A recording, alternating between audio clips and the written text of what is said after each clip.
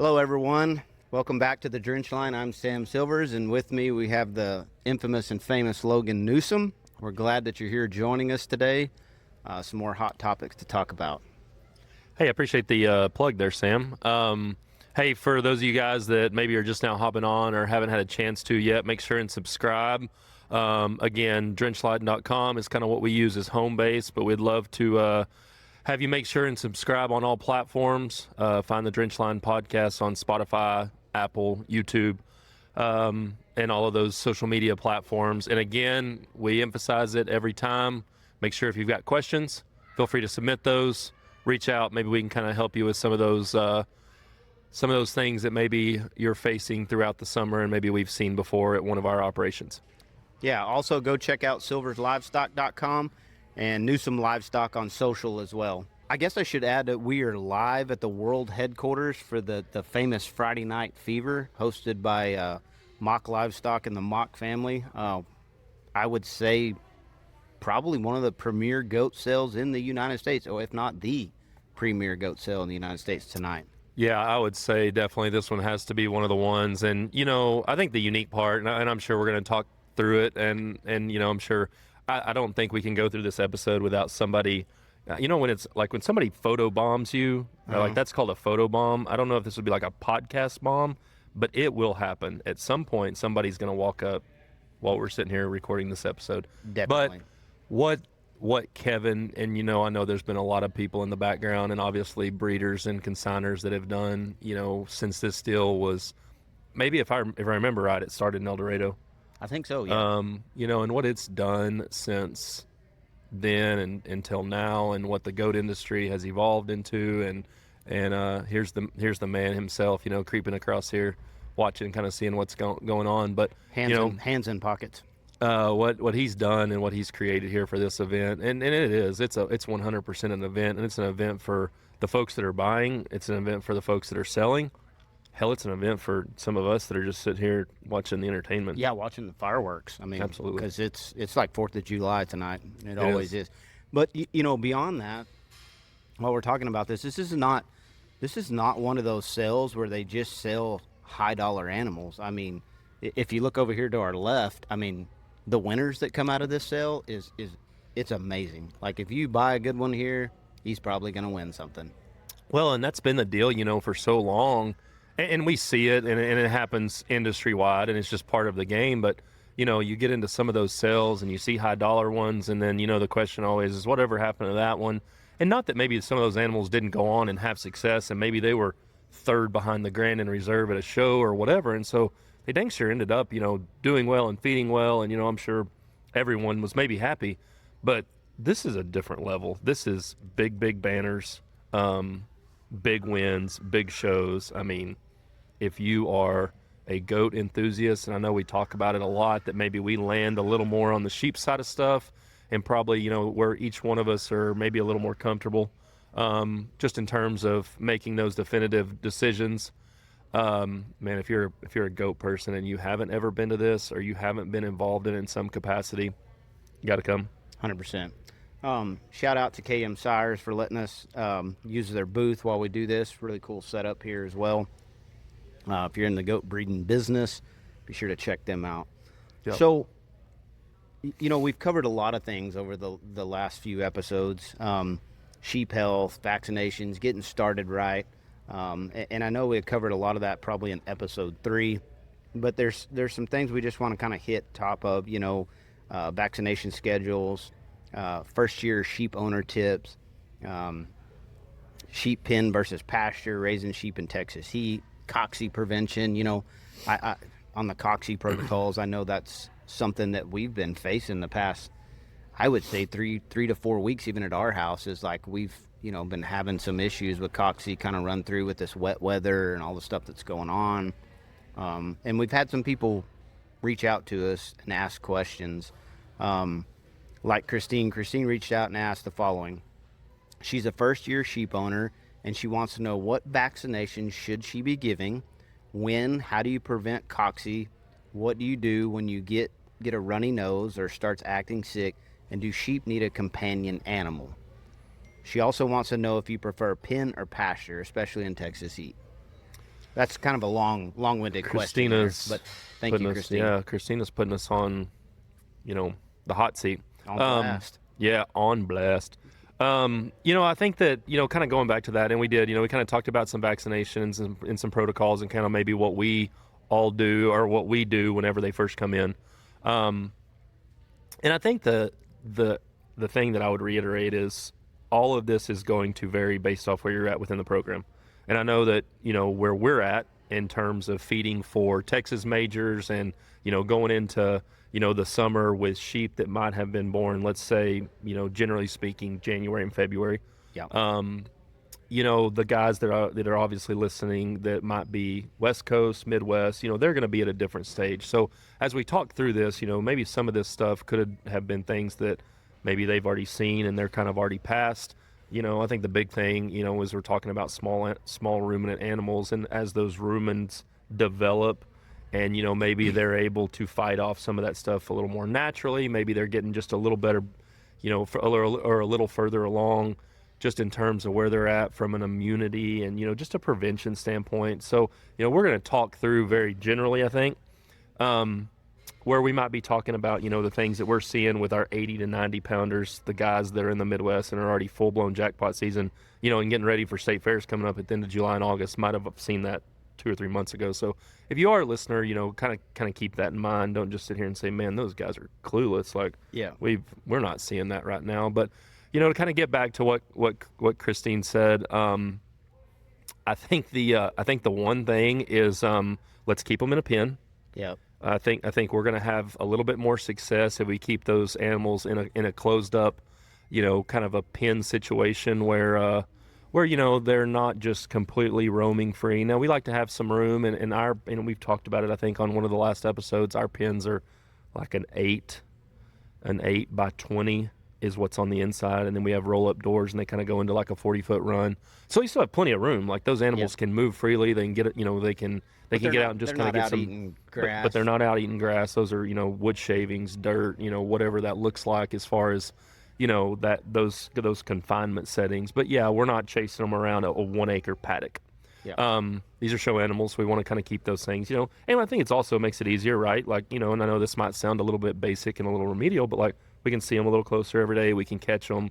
We can put hands on them. We can do some of those kind of things. And, twofold on that situation, I guess you could say, is I've always believed that competition and the companion aspect of it with, if you are one of those families that's just, maybe feeding one for whatever reason, limited space, limited budget, maybe only going to one show, whatever that looks like. We talked about it. I know you talked about it maybe in the last episode, a buddy sheep, a buddy goat, like a DDU lamb that they can take to the sale barn when they're done. One of those that's just not very good, because those animals, we've pulled them out of their environment. We've peaked stress, like where we're at. And so that like everything is primed for something to potentially go wrong. So if they've got someone there, just, this might sound, a little weird, but like just to kind of share their troubles with. Yeah. I just think it makes it a lot easier. And I think it's just going to make for that transition of their new home, of their new environment, all of that stuff just works so much better. So, as we kind of get through, Christine had a handful of questions, and I know we'll kind of continue and deep dive into them and sort through all that stuff. But I'm going to say ideal situation, got to have those things in some sort of a pen situation. That's safe on them, that's easy, that's convenient for you to handle and catch those things. And then some fans, like I said, good, clean environment. And then we're obviously, we're both big components of the fact that a companion or a buddy animal is going to be a little more of a recipe for success. Yeah.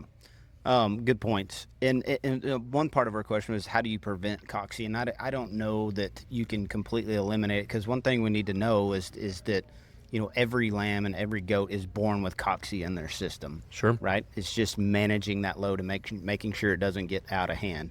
I would highly recommend you. We said this on the one of the other episodes, is you got to have a good relationship with a veterinarian.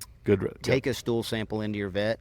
They can tell you the worm load, and they can tell you the Cocci load in there and tell you if it's getting out of whack. Yeah. So that's probably the precursor, I would say, for prevention is right there. Then you can start getting into other things like sulfodimethox, Corid, the toturazil and levamisol mix that you can get from the compounding labs that your vet can get for you, things like that. So stool samples, relationship with the veterinarian, that's going to be really, really important. And then another question she had was, what do you do when you get a runny nose or start acting sick? And I'm sure we approach it different, but I have a cheap thermometer that I got at the dollar store, and the first thing I'll do is run the temp. That's one of the first things that I'll always do is run a temp on them to see where we're hitting. Is he running a fever, he or she, whatever it is. And anything I would say above that 103.5, if I'm setting it 103.6, 103.7, maybe not bad, but at 103.8, 103.9, 104, then I'm starting to get a little warm. Sure. Yeah.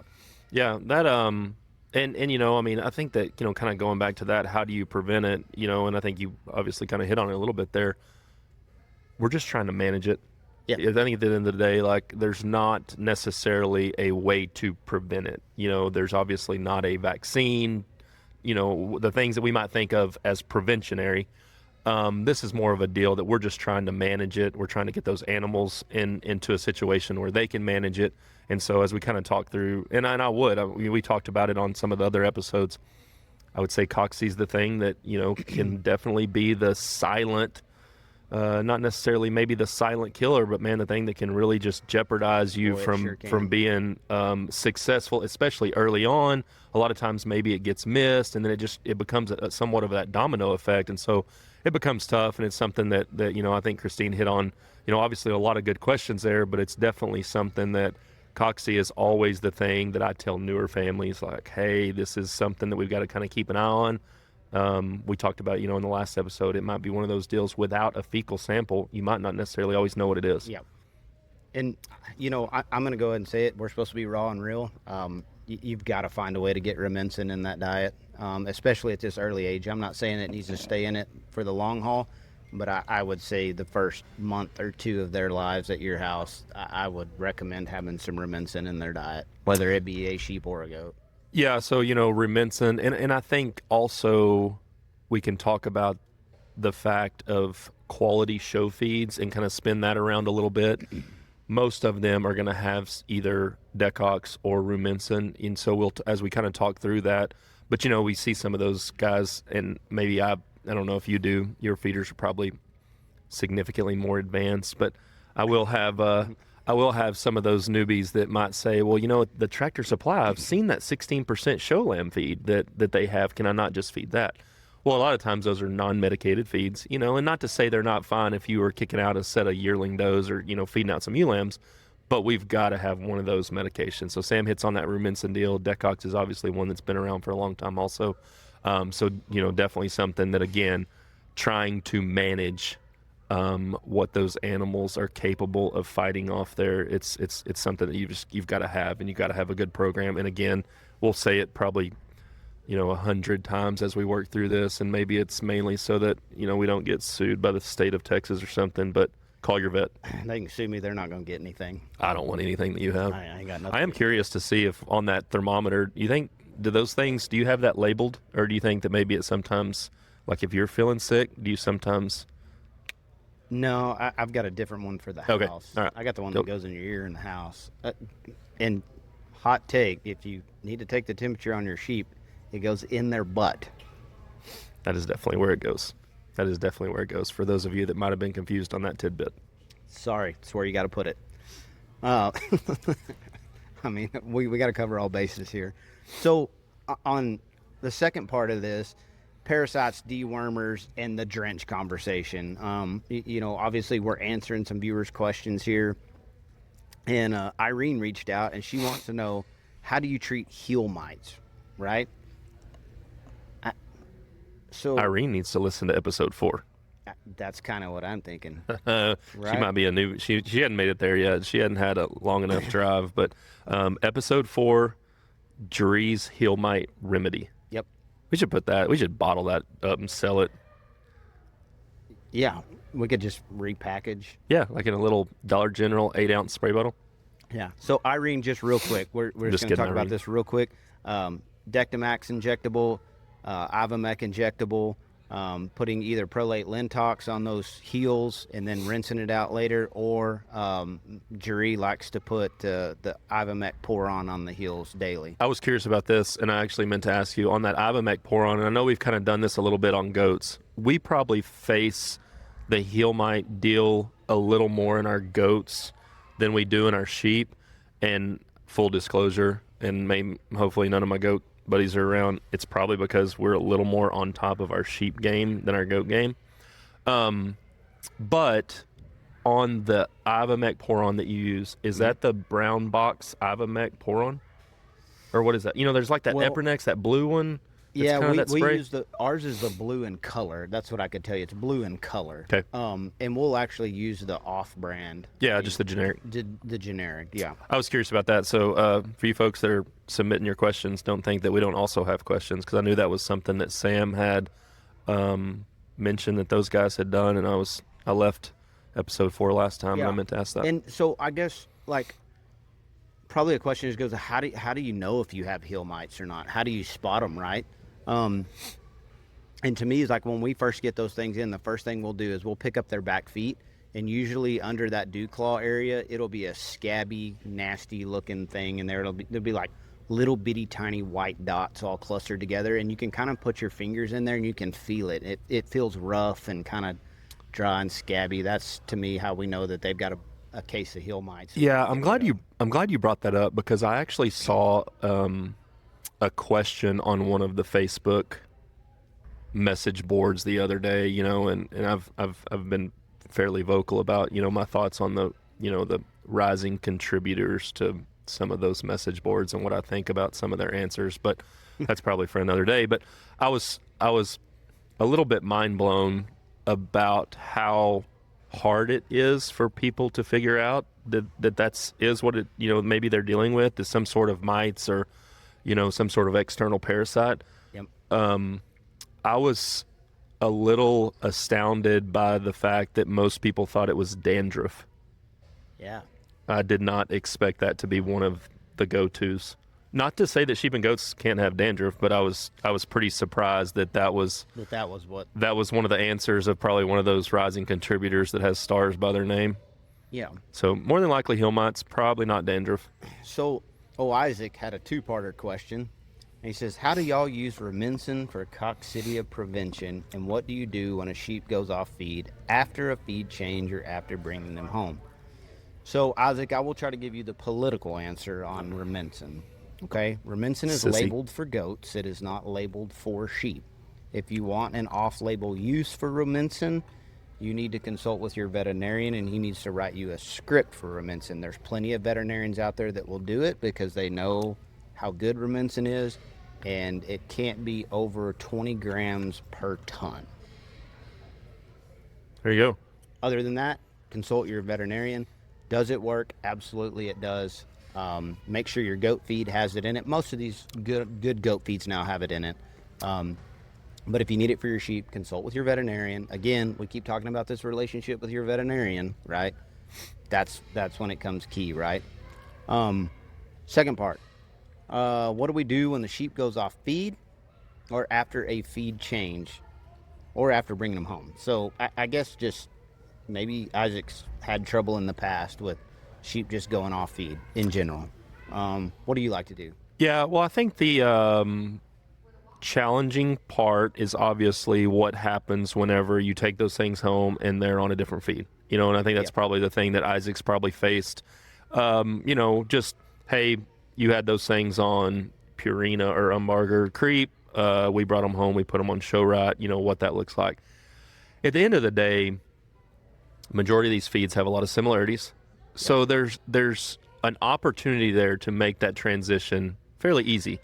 What we like to do is, if they have been on something that maybe I'm not as familiar with or I am a little concerned with, just with those things making that transition, I do like to tell those guys, hey, throw me in a bag of that feed, you know, and what we'll do is whenever we get them home, we'll either go 75-25, maybe 50-50, and just kind of make that transition a little slower, work it through maybe 5 to 7 days, instead of just, hey, here it is, here's your new feed, take it or leave it kind of a deal. And so we try to just kind of blend those feeds, just kind of make it a little bit easier on their bellies, a little easier on that transition. And it's no different, in my opinion, and I guess the way that I kind of think about it in my mind, it's not really any different than a human.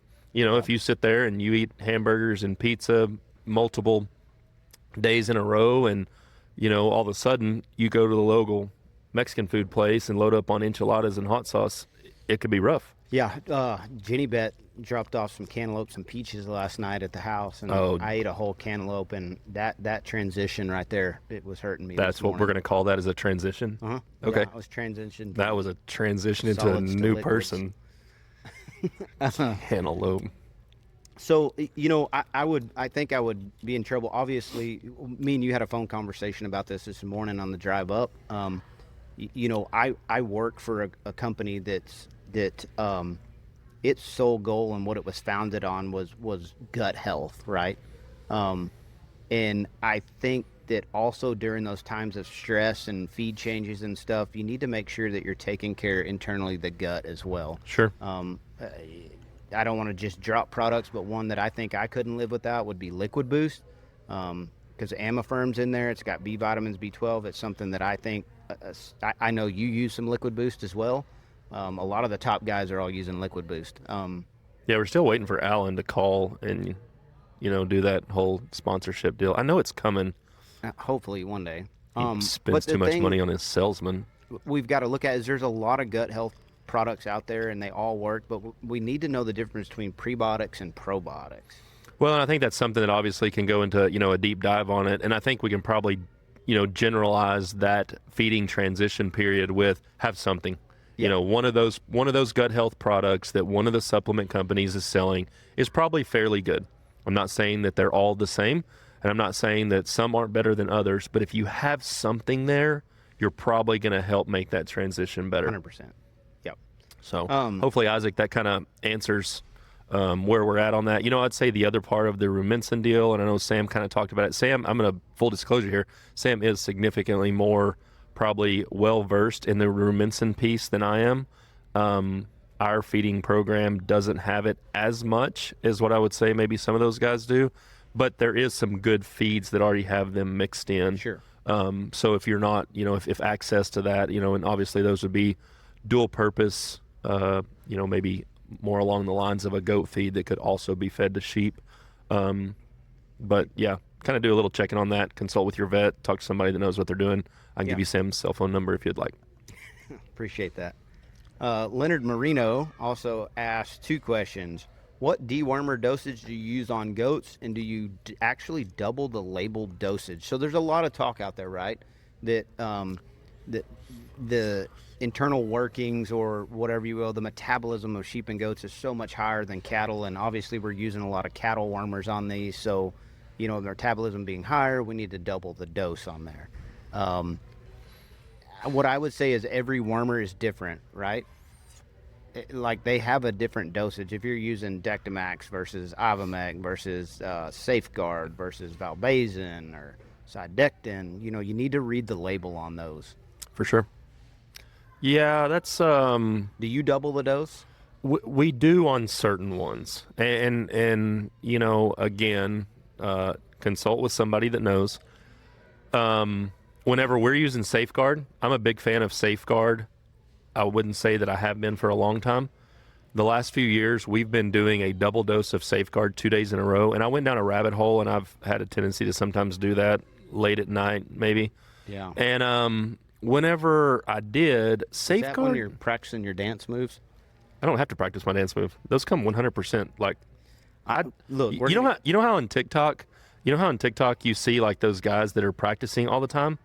I don't practice. Logan, I just do what feels right. I hate to burst your bubble. You're not going to. There is video evidence of your dance moves, and I've witnessed firsthand your karaoke abilities. The karaoke ability, I will say with the karaoke ability, I haven't done that in a while, and so I need to practice that. I really think that I just need to get a different song. Bubba. Garth Brooks' Rodeo has been my go-to, like since Wolfers and Tweeters in San Angelo, circa 2008. Yeah. And I was actually, I had all my kids in the back seat the other day, and they were giving me their opinion. in the nicest, most loving way possible. But we found a couple of, maybe an Alan Jackson kind of guy. No, you don't. Look, let me finish. I got to finish this for a second. Like, I would never question your athletic ability, like, being a football stud, or probably I'm gonna find out tomorrow just how good you are at golf. Like, I'm probably not gonna question those things, but dancing and singing, that is not your thing, dude. You're Singing, yes. Terrible. First of all, I was at Kong's, so if you're a Lubbock local or you're from the 806, you know the pressure that requires to just walk in that place. The video that I saw reminded me of John Travolta in Pulp Fiction. Not John Travolta in Grease, but when he's dancing in Pulp Fiction. All that says is, what John Travolta did in Grease, though, the abilities, but the ability's there. That's called acting. Sam, something you need to know, back in the day, do you remember Graham Central Station? Oh, yeah, 100%. I'm surprised because I didn't figure that fit in your no fun zone area. Night. Yeah. Whenever a lot of people that maybe look like us walked into Graham's and they went to the left, I always went to the right. I am sure you did. I'm sure you did. So now that we've gotten off your dance moves, we're coming back to that. We got plenty of time for that. Let's get back on another question that Leonard asked, and he said, what nasal respiratory vaccine do y'all use? Product names, timing. He wants to know all in about it. And I'm going to divert that question to you because I know you use that quite a bit. Yeah, we started the nasal vaccination program for us whenever those things were babies, maybe 3 or 4 years ago, and had talked to a couple of producers that had found some success with it.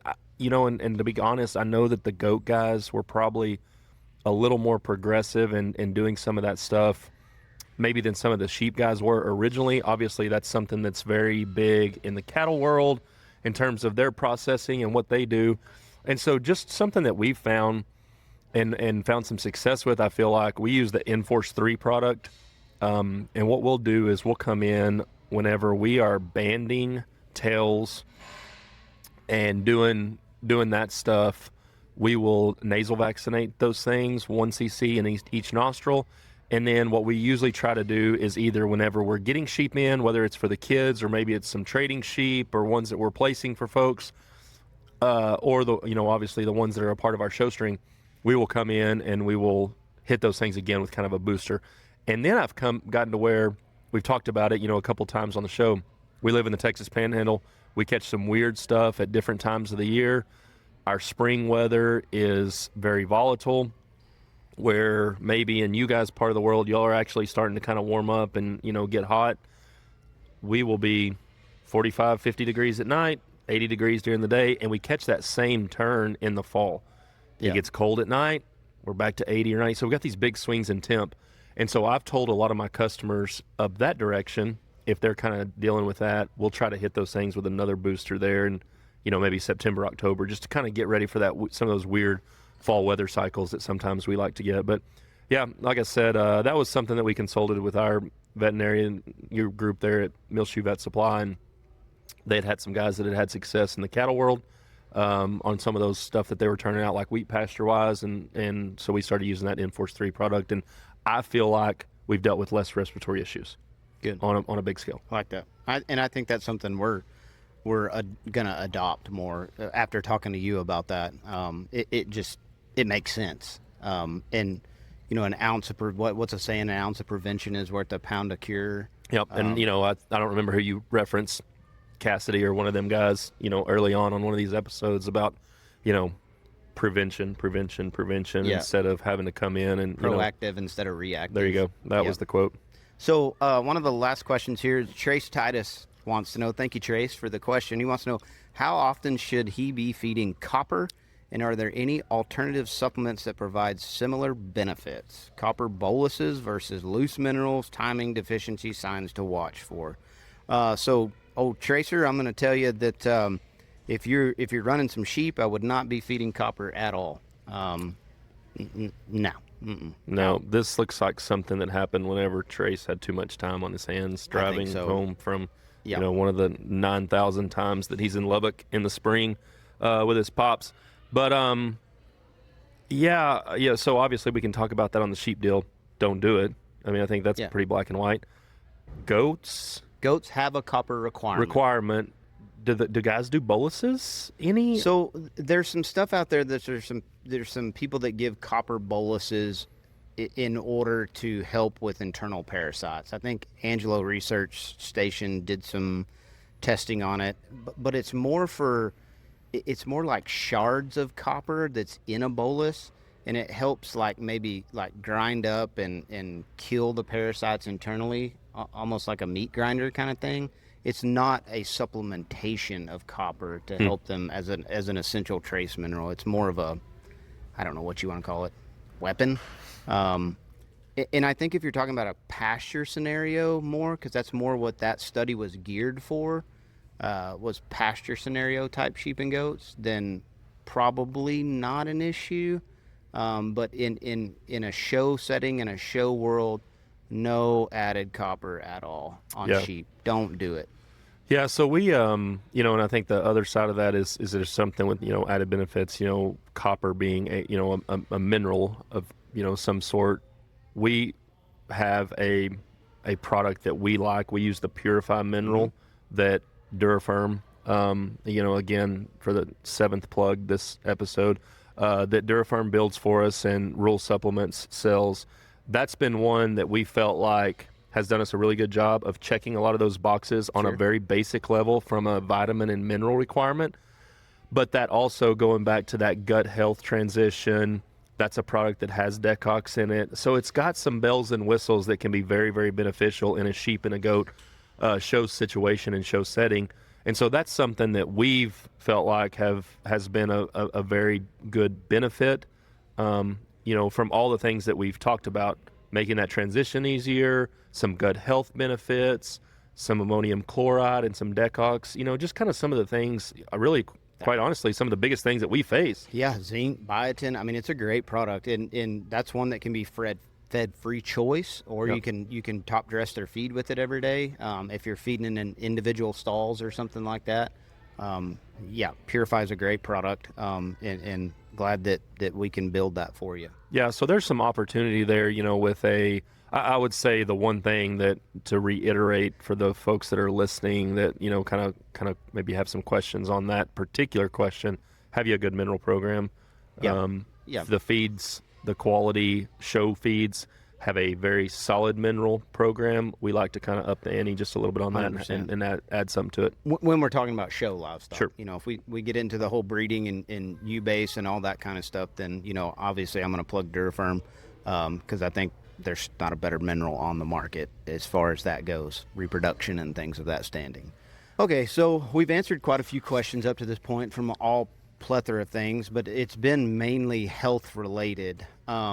But as we kind of start winding down on this episode, there's something that's been on your mind, and I want to talk about vacationing in the summer, right? Because we've selected these sheep, we've went through all these episodes, we've done these vaccinations, we're keeping them healthy, we got everything on the right track, and then school's out, summer's here, we got baseball, we got Disney trips, we've got whatever it is we're planned. So you told me golf tournaments. You're a fan of throwing out a lot of hay and a lot of feed and just letting them have what they want while you're gone for 5 days, right? Yeah, so what I like to do is I just kind of go back to what I learned, in maybe 4th grade math class. I just figure how many days that we're going to be gone, and then times that by the number of sheep in that pen, and then times that by how much feed that I think they should be eating, and then I just put it all in there at once. That's a joke. That's a joke. That is a joke, guys. That is not true. It gets tricky if you're gone for 7 days. We got to remember. And water is always a problem. The amount of views we're getting on this now, we're going to get that tenfold back in questions. That is 100% not what we do. But let's talk about it. Yeah, and things come up, and so as we talk, and this is awesome because we are just watching the epitome of the show goat world walk through this facility. The famous Hoffman brothers just graced us with their attendance. As we talk through this, I am gonna emphasize some things, and I'll probably take a little bit of grief from some of our crew. We do not vacation, except from mid-June to like maybe the latter part of July. Like the rest of the year, we just don't go anywhere. We go to stock shows. That's what we do. But we do try to find some opportunities there from mid-June to late July, to just get away. And it's never a 7 to 10 day Disney cruise as much as, I've always wanted to go on one of those. It's normally hey, we're going to feed everything on Thursday evening, and then we're going to, book it to wherever we're going. We'll stay till Sunday, and get back.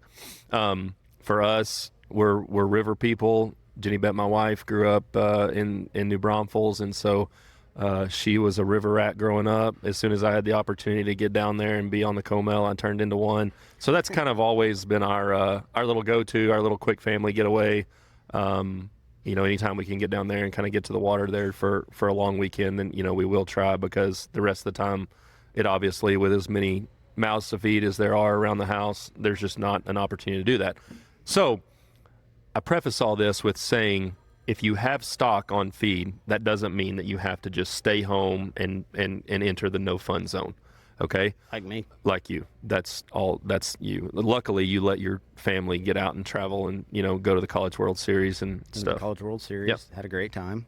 So the biggest thing is you have to plan for all that stuff, though, right? It can't be, hey, all of a sudden we're going to leave town and we don't know who's going to feed or whatever. I know a lot of folks might have a neighbor, that's been helpful, that knows kind of what things are going on and kind of the whole routine. Maybe you've got a college kid that's local that, wants to make a little extra side money. So there's lots of different ways for, you to kind of manage that, maneuver it, get through it, and make sure that all of the stuff that we've done up till this point stays on track. And I think the biggest thing that, you left out there is we've talked about, hey, we've done all the vaccines, we've got them healthy. At the end of the day, we've made a substantial financial investment in these animals. 100%. Okay? And we've made an investment in what we want to do down the road. We want our kids to have success. We want them to learn through these projects. And so I think that as long as you can kind of plan accordingly, that's always going to be the biggest thing. Find somebody and tell them, hey, do you mind feeding for me? I'll, repay the favor whenever needed, or whatever that looks like. But don't just leave everything on the board and assume that they know what Starshine is or what the Durafirm mineral is and how much needs to be fed. Call them over and say, hey, walk through this with me. This is what we do. Go through the whole kit and caboodle. And then you can know, and obviously, and maybe it goes without saying, if you can find somebody that is familiar with your situation, is familiar with those species, maybe, again, we try to utilize a lot of the kids from either South Plains or Tech. We have Sianka. You have Sianka, yep. And so, but they're people that have been familiar with either showing, they're retired show kids, maybe they're still involved, maybe they're trying to get involved in the industry, whatever that looks like. If something goes wrong, they can notice it and be like, hey, something's not right. I know Sam is in an inner tube getting sunburned to the gills. I've got to figure out how to get a hold of him. Yep. Or Logan's at dance class. We need to. No, we've made that clear that I don't take dance class. It's whatever I feel. Yeah. You should see me dance whenever I've been on the river for 6 hours. Oh, I bet that is just wonderful. So vacation, we've covered it, and I think that's a good point. It's the little things that we don't think about. How do we handle this? How do we manage this monster, right? And that's right. Get you somebody you trust, and will be there and can look after those things and know what's going on. I mentioned Sianka. She's been with us for 6-7 years now, and she knows everything. She can give shots, she can treadmill, she can do everything, and she's always willing. She's not full-time. We don't have a full-time person working there. But when we're gone, she's always willing to feed and take care of chores and stuff if we need to go on a vacation and be a family. And I do think that the older I get, the more I realize that that's important, right? Sure. That's important too, to get away from it, or it becomes monotonous and it just eats you alive and Absolutely. And you hate it. Yeah, we try to, like I said, we have about a 45-day window there, and if we can catch some of those long weekends there through it all, because again, and we talk about it, hey, this is, we got to stay, and I kind of hit on it a little bit earlier, I guess, that we're the other 10.5 months we're usually either going to stock shows or we're at home. Kids obviously have other requirements and stuff to do, so you just get into that deal of chasing them around to baseball and football and soccer and whatever other activities they're in, which is all great. I mean, we do everything, whatever I think probably next week we're going to start our underwater checkers team. I'm sure Graham's going to be a part of the underwater checker team, because if there's something that we can be a part of, my children firmly believe Sure. that they're going to do it. And so, and we both have wives that like to sign them up for all those sign them up. Yeah, sign them up, do stuff, because it'd be great for them. They'd learn so much. Oh, they need to do it. They got to do it. Yeah. Yeah. Builds character.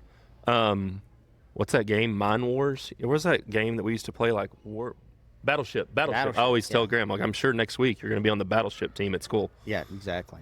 But yeah, so you got to have an opportunity there at some point just to check out, get away, not have to worry about it. But if you're going to do that, you got to have someone lined up, I guess, is the correct way to, kind of emphasize that, someone lined up to kind of make sure and take care of stuff at home. To kind of round out this episode, we wanted to get Mr. Kevin Mock up here for about 5 minutes and kind of interview him, be our first guest appearance ever on Drench Line podcast. So we're kind of excited about that.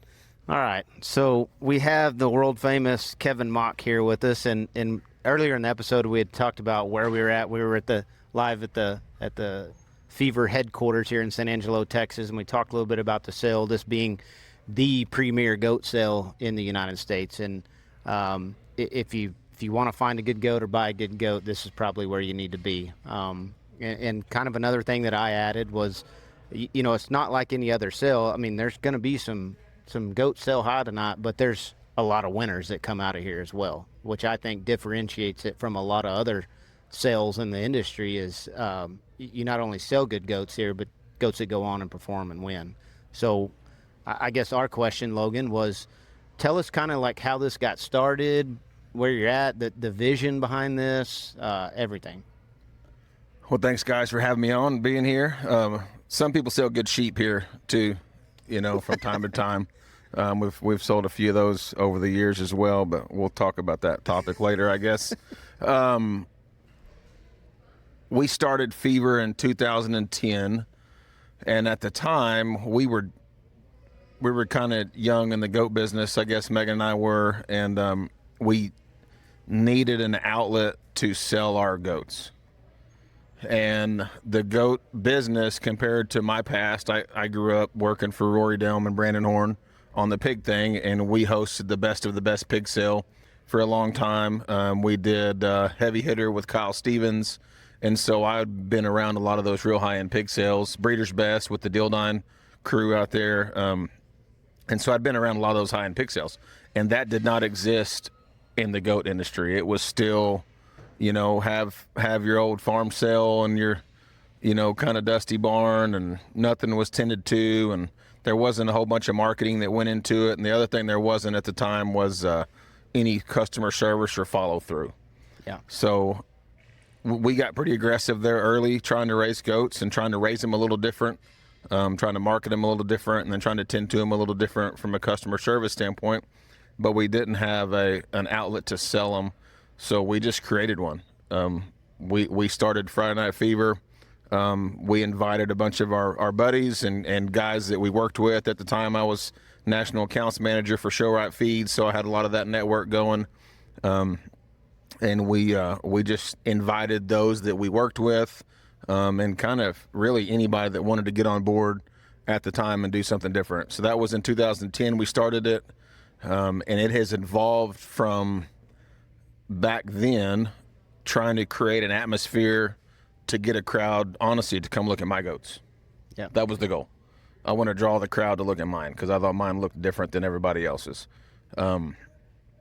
And it quickly became a business. So now one of our companies is Mock Livestock Sales, LLC, and we run all of our live sale businesses run through that company. So now it's actually it's a profit center business, our live sale management. So Mock Livestock Sales, LLC, handles all the live sales. TLMG is all of the online sale portion? Yes, so we own the Livestock Marketing Group, which is our main company there is showghost.com. So we do all of the online sale business through that, and then we do host a couple of live sales through TLMG, the showcases. We have one in Lebanon, Indiana, one in California, then it'll be in Waco this year, the heart of Texas, in conjunction with our show off jackpot. So TLMG does own those sales, but the other live sales Friday Night Fever, Symposium, Bleeding Purple, and Midwest Fever are all mock livestock sales. Okay, cool. Give us a rundown of tonight. What are you excited about tonight? What you kind of had a chance to go through the stock? I am on the road a lot. I was on the road for 8 days. That's something that we do is we go see. We don't get to see every one of them, but we see most of them. There's a few consigners that I know what they got. Maybe we did their donor work, and so I kind of know what they've got at home. So we maybe don't have to see a few of those if they're off the beaten path, but we see most of them, 90% of them. And we'll work with the breeders to select the ones that come here. That is why the buying experience is a little different here, because you're truly looking at the best of the best, in my opinion. And so that is why the experience is a little bit different from a quality standpoint. I think the results year after year have continued to speak for that. I think our set of goats that we're going to sell tonight, from what it looks like to me, I obviously haven't seen them all in the pens together, but I've seen them all now out in the back. They're washing and whatnot. I think the top half of them as an aggregate, or the top 60% of them as an aggregate, will be substantially better than they've been. So I think that's really good. And just in terms of, I think that's credited to what the people have put together this year. And then also goats are getting better at a rapid pace. I mean, I guess, what are we, 10 years behind the sheep probably, guys, in terms of that? So they're getting better very rapidly, just in terms of true body, true structure, stoutness, soundness, look, and then the ones that can combine all of that together. It wasn't, long ago, maybe 5 years ago, this was known as the muscle sale, because there wasn't that many goats that had real muscle. Mm-hmm. And the plan was then, man, if you just went and got all of the good bred ones that had muscle, they got in the best homes, they were going to win. It was mathematical. Now we've transitioned that to, I think goats have progressed enough phenotypically that we're able to sort those things more on look and build and balance, and actually project the ones that we think have a real shot in the end, regardless of bloom. There may be some of the skinnier goats in this sale that we've sold in years in terms of bloom, but as far as future that we read into them, it's real important for us. We've really focused on that the last 2 or 3 years, to have the ones here that we really thought had the best chance in the end. Yep. Well, I think that's probably the thing that has made this sale different from a lot of the other ones. And I would say a lot of it, you talk about the service after the sale and what y'all done, but that pre-trip that you do, going around and looking at those firms and those operations and finding the ones that maybe not only that you like, but the ones that you think are going to sell well, the ones that you think are going to be received well, the ones that are going to have a chance to make one of these posters, it's all said and done. I would say that might have as much as anything that makes this sale different from a lot of the ones. Because we've all been there. I mean, we're all livestock producers. Like, you have one that you're like, hey, I'll take that one to Friday Night Fever. Hey, I'll take that one to whatever sale. And then maybe somebody comes through, maybe somebody buys him, maybe you end up getting him ready for another deal, whatever that happens. But where you've come in and said, hey, I want that one, like, that makes this one different. And it makes it different from the consumer standpoint. Yeah, so we take the pressure and the expectation from our side as sale manager very seriously. I put that same amount of pressure on my consigners. And so it's pretty simple. It's an invitation deal. There's only a couple of ways to get in here, and the most one is win your way in. So if you're not selling here and we go through a show season and your animals are consistently winning, you're going to get an invite. I mean, because we want to sell the best ones here. But the expectation and the pressure is equal back to the consigners, and it's pretty blunt. For me, you're invited to bring those, and if you don't bring all of those, don't bring any of them. Yeah. I mean, obviously, if one gets sick or whatever, but that's what we're selling here. So, off that topic a little bit, I want to put you on the spot a little bit. Very successful. Your kids have been very successful in their show career in the goat barn. So, top 3 things you could tell the audience for raising, or let's just say feeding and showing management of a show goat. What are the top 3 things that you think everybody should be doing to be successful? You mean outside of having all your Durafirm products in the barn, right? 100%. We've Yeah, you plugged need those. Durafirm Okay. so many times. This one we don't. Actually, He says we're plugged out. we're plugged out. Man, first and foremost, keep it simple. A goat is a pretty simple machine, and I've had to learn that a little bit as our kids have started feeding sheep. They're maybe a little more complex of a machine, but there's a point where you make it too complex and everything goes south. Goats are not as tough as people might make them out to be. So, man, keep it simple, I think, is number one. There's several feed companies that work. We obviously feed show right, but man, if you can get one that's fresh and they'll eat it, and we feed hay. I listen to y'all's podcasts and whatnot. I mean, we feed hay every day, kind of just coastal hay. If they just need to maintain, if they need to charge a little bit, we may mix some alfalfa and Sudan together if they need to get you up and go a little. But hay keeps our gut working because most of the feeds are a little more processed than I think they need to be. But with that, I mean, a sheep feed probably digests a little easier on these things, but they don't hold quite as much raw shape. So most of the pelleted goat feeds are in my opinion, plenty processed and hot on their bellies. So we feed a lot of hay, fresh water. We keep them cool in the summer and warm in the winter. Coccidia, internal, external parasites we'll just eat them up. You can do everything right. And some of the best feeders in this barn, hey man, I need you to come over, or consigners, they've got awesome facilities. I know they're on top of stuff.